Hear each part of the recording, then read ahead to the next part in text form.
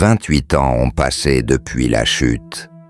28 ans depuis que la rage a submergé le monde et effacé ce que nous appelions la normalité. Les villes sont devenues des carcasses de béton, des squelettes d'immeubles dressés vers un ciel indifférent, rongés par le silence, la rouille et la peur. Les survivants ne comptent plus les jours ni les années. Ils comptent les battements de cœur entre deux dangers, les respirations volées avant la prochaine fuite. Ici, l'humanité ne se mesure plus à la civilisation, mais à ce qu'il reste quand tout s'est effondré. Spike est né après la fin du monde. Il n'a jamais connu les rues animées, les lumières, ni la sécurité. Pour lui, courir, se cacher, observer, survivre, c'est la vie. Chaque matin commence avec la peur de ne pas voir le soir. Quand il tombe sur les Fingers, il comprend trop tard que les humains peuvent être plus dangereux que les créatures errantes.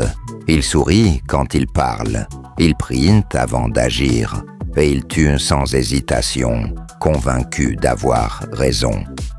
Les Fingers ne sont pas un simple gang de survivants armés, ce sont des croyants. Ils ont remplacé les lois par des dogmes, la morale par des rituels. Pour eux, la violence est une purification nécessaire. Chaque mort devient un rite sacré. Chaque combat, une prière adressée à un monde disparu. Leur chef, Jimmy Crystal, promet un ordre nouveau, bâti sur les os de l'ancien monde et le sang de ceux qui doutent. Spike reste avec eux parce qu'il n'a pas le choix. Partir seul, c'est mourir lentement. Rester, c'est risquer de devenir complice. Chaque jour, il observe leurs gestes, leurs regards, leurs certitudes.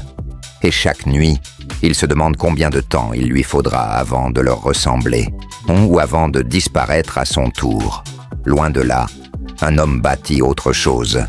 Le docteur Kelson ne cherche pas à se protéger derrière des murs.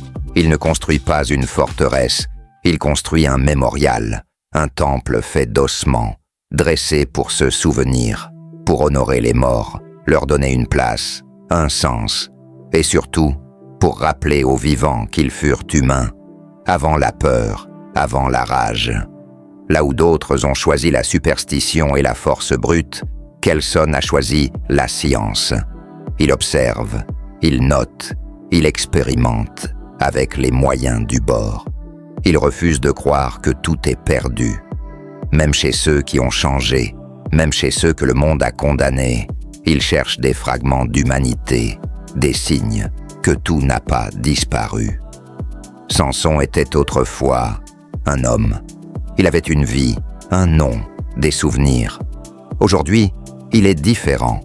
Mais il ne hurle pas, il n'attaque pas, il écoute, il observe en silence.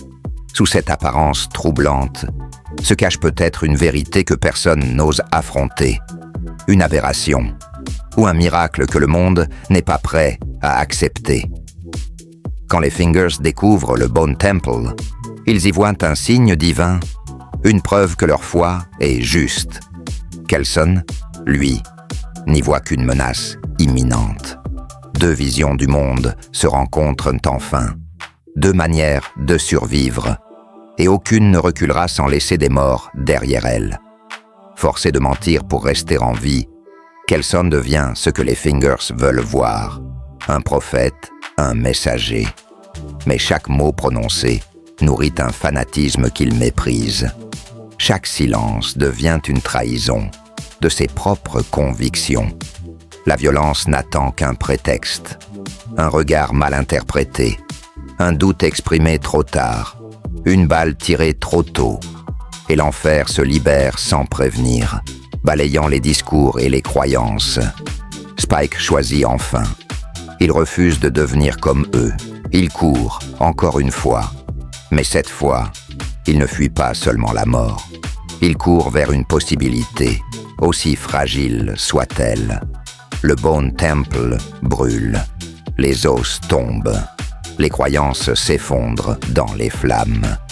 Ce qui devait honorer les morts devient le théâtre sanglant des vivants. Dans le chaos, Samson se libère, non pas comme un monstre, mais comme un symbole. La frontière entre l'humain et ce qu'il est devenu n'a jamais été aussi floue, aussi dérangeante.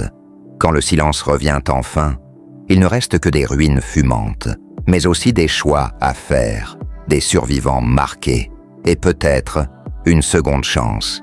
28 ans plus tard, le monde est toujours brisé. Mais tant que quelqu'un se souvient, tant que quelqu'un refuse la haine et la peur, l'humanité n'est pas encore morte.